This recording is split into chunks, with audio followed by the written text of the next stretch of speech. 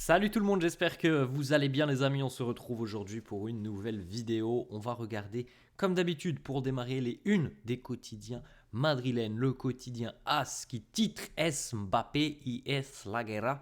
C'est Mbappé et c'est la guerre. Le Real hier de retour en championnat après les 120 minutes du côté du Metropolitano en milieu de semaine, après moins de 72 heures de repos, le Real est venu s'imposer hier du côté de l'Estadio de la Ceramica à Villarreal sur le score de 2-1 grâce à un doublé de Kylian Mbappé en l'espace de 6 minutes à peine pour le français.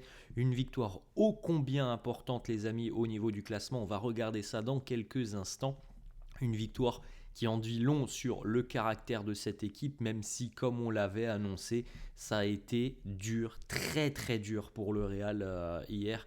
Et on connaît les explications, tout simplement. Il n'y a pas eu de temps de repos entre le match de l'Atlético et le temps de repos minimal n'était même pas là. Donc entre ce match de l'Atlético et cette rencontre face à Villarreal. On regarde les amis la une de Marca qui titre Un Madrid incansable, un Madrid infatigable, inépuisable. Pourtant, les merengues ont terminé hier avec les mains sur les genoux, avec des joueurs qui étaient allongés sur la pelouse. Mais voilà, le cœur de cette équipe fait que le Real réussit à s'imposer et prend 3 points très précieux dans la course au titre, juste avant de partir sur cette quinzaine de trêves internationales, le doublé de Kylian Mbappé et évidemment un très grand Thibaut Courtois aussi qui a contribué une nouvelle fois au succès du Real. On continue les amis avec cette semaine qui reste quand même une semaine pleine d'émotions pour le Real, avec cette victoire après 120 minutes et la séance des tirs au but du côté du Metropolitano face à l'Atlético, et 70 heures plus tard une victoire à Villarreal, une victoire qui n'est pas simple puisque les amis on n'en avait même pas parlé hier, mais le Real n'était pas sur une très bonne série du côté de la Ceramica face à Villarreal. Regardez les amis ce qui s'est passé hier en fin de rencontre, donc à quel point les joueurs étaient exténués de cette rencontre. Vous voyez notamment déjà sur cette photo 4 joueurs qui sont au sol. On voit un Kylian Mbappé, on va voir l'image dans quelques instants, les mains sur les hanches, sur les genoux même.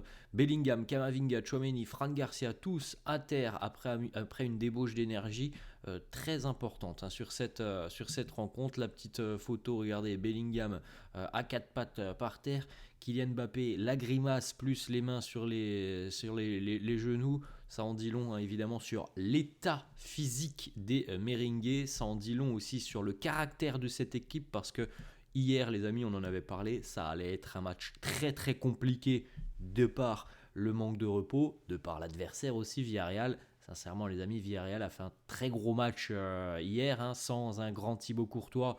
Le résultat n'aurait pas été le même. Donc ce qu'il faut retenir de cette rencontre les amis, c'est le caractère, les coronesses du Real. Après évidemment on va pas retenir le nombre d'occasions qu'a pu se créer Villarreal, parce qu'il y en a énormément, et que, comme je viens de le dire, sans un grand Courtois, le Real ne s'imposait pas hier. Mais c'est aussi ça la marque de fabrique des grandes équipes.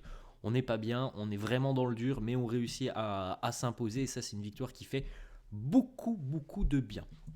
Le résultat de cette rencontre, les amis, encore une fois, le Real en plus avait mal démarré.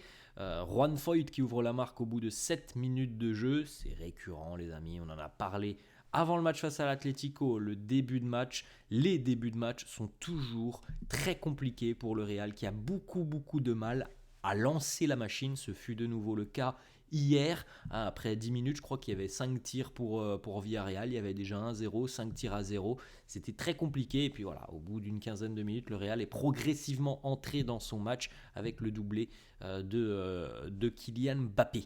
Une petite stat, les amis, on vient de l'évoquer brièvement, mais l'Estadio de la Ceramica, c'est un stade qui en général porte malheur au Real.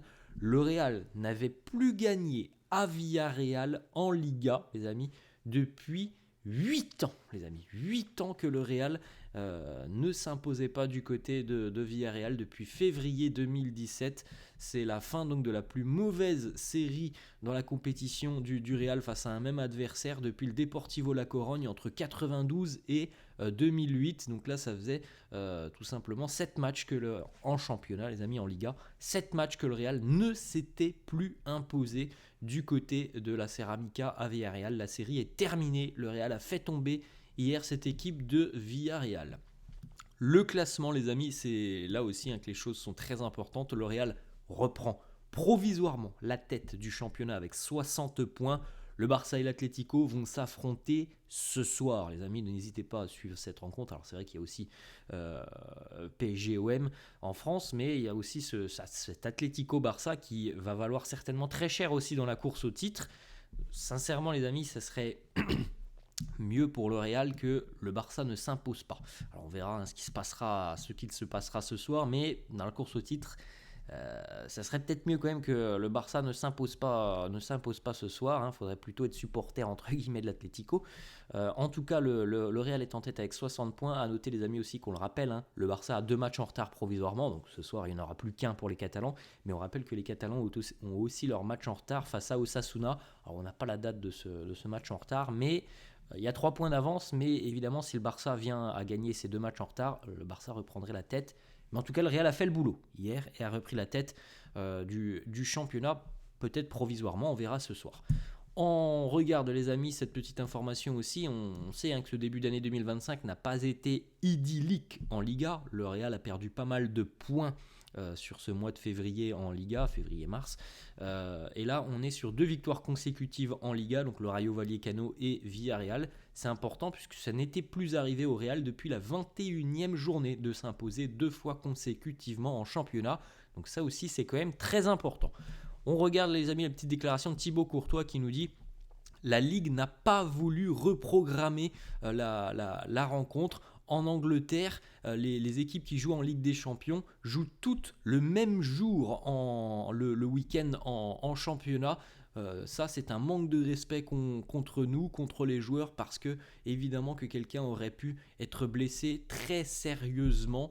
C'est vrai que c'est une différence aussi entre pourquoi la Première Ligue est tellement en avance sur les autres championnats, pour beaucoup de raisons, et ça en fait partie. Évidemment, voilà, on essaye au maximum au niveau du calendrier, peu importe quelle est l'affiche que l'on pourrait avoir, peu importe, toutes les équipes vont jouer sur la même journée lorsqu'elles ont joué par exemple en Coupe d'Europe en milieu de semaine. Il y en a une qui va jouer à 13h. Cet après-midi, par exemple, Arsenal joue à 14h30, je crois. Donc voilà, c'est comme ça. Liverpool va jouer aussi dans l'après-midi. En Liga, évidemment, c'est pas comme ça. Les droits TV passent avant la santé des joueurs. Et donc le Real a joué, on le rappelle encore une fois, avec moins de 3 jours de repos. On a une autre déclat de Thibaut qui nous dit: nous n'avons pas bien démarré cette rencontre, mais c'est tout à fait normal. On était extrêmement fatigués.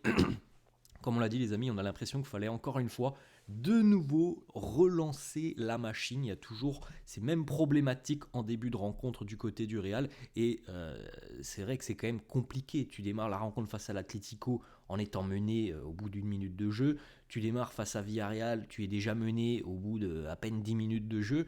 Ça puise aussi beaucoup d'énergie parce qu'à chaque fois il faut revenir dans ces rencontres. Thibaut hier a de nouveau sorti une prestation héroïque après ses 7 arrêts en milieu de semaine face à l'Atlético. Hier, c'est 9 arrêts pour le portier belge. Ça en dit long, les amis, aussi sur l'aspect physique. Le Real, on va pas se mentir, le Real a été dominé hier sans un Kylian Mbappé qui a été génial offensivement sur ces 2 situations où il marque. Le résultat aurait été bien différent hier, sans un Mbappé très efficace et sans un grand Courtois. Le résultat aurait été bien différent parce que cette équipe de Villarreal, elle était vraiment bien dans sa rencontre. Physiquement, elle a quand même posé énormément de problèmes au Real. Elle s'est créé bon nombre de situations. Bon, après, elle n'a pas converti ces situations. Il y a eu un grand Courtois, mais ça en dit long quand même sur la souffrance physique du Real hier, qui a quand même été assez dominée. quelques déclarations. Carlo, déjà, premièrement, qui nous dit cette victoire, elle en dit long sur voilà, tous ces joueurs qui sont prêts à tout donner pour le Real. Cette équipe, elle a quelque chose de spécial. Elle a du caractère. On doit remercier tous les joueurs. C'est ce que j'ai dit en début de vidéo, les amis. Je suis assez critique sur le match face à l'Atlético en milieu de semaine. Je le suis beaucoup moins aujourd'hui parce que physiquement, c'était difficilement tenable pour le Real d'affronter cette belle équipe de Villarreal. Donc voilà, on retient ces 3 points et on ne tombe pas sur les joueurs par rapport à la performance qui est une victoire, les amis. Mais voilà, on a concédé énormément d'occasions. Kylian Mbappé qui nous dit la fatigue, c'était vraiment vraiment difficile. Tout le monde a regardé cette rencontre face à l'Atlético, 120 minutes, mais à la fin, on s'est battu avec nos armes jusqu'au bout et c'est ce que l'on a fait aujourd'hui et on a été en mesure de gagner cette rencontre. Kylian qui nous dit dès l'échauffement, c'était déjà difficile. Nous étions tous déjà très fatigués, mais on doit respecter ce maillot, respecter ce logo et se battre jusqu'à la fin. Kylian qui nous dit, alors on va regarder la petite stat directement les amis, les meilleurs débuts sur une première saison du côté du Real. Ivan Zamorano, 37 buts en 45 matchs. Cristiano, 33 buts en 35 matchs. Van Nistelrooy, 33 buts en 47 matchs. Kylian Mbappé, 31 buts en 44 matchs. Donc il est très bien classé dans ce classement. Il est donc à 2 buts de Cristiano. Alors il faut le dire aussi, c'est pas tout à fait le même nombre de matchs. Kylian nous dit 2 buts de Cristiano sur sa saison inaugurale. Eh bien si je marque plus de buts que Cristiano, ça ne voudra pas dire que je suis meilleur que lui. Ce ne sont que des chiffres. Le plus important est de gagner des titres. Voilà, au moins c'est clair pour tout le monde, pour tous ceux qui peuvent à chaque fois faire des amalgames. Quand on dit par exemple tel joueur va dépasser un record, on dit uniquement que le joueur va dépasser le record d'un autre joueur. On ne dit pas qu'il est meilleur que lui.